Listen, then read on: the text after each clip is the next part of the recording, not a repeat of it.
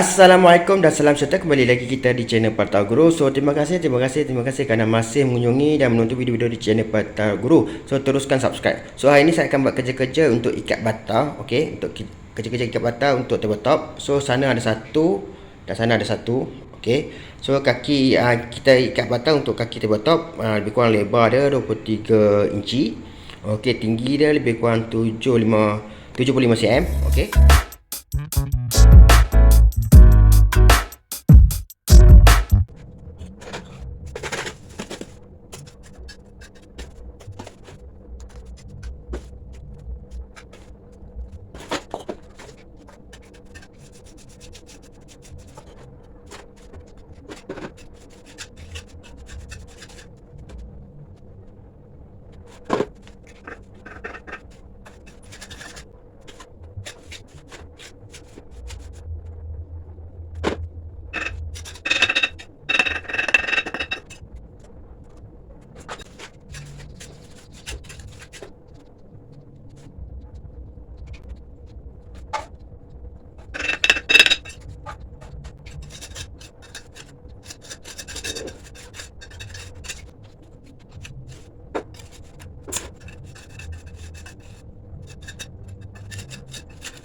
Ini saya beli pada Shopee.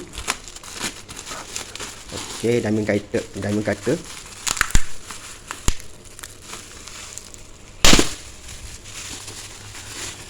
So ni diamond cutter, dua keping. Saya beli dua keping diamond cutter untuk tie.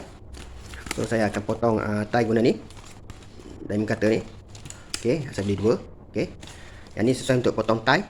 Okey, jom kita pasang ini nanti dekat angle grinder. So lebih kurang berapa ringgit saya beli itu, saya tak ingat.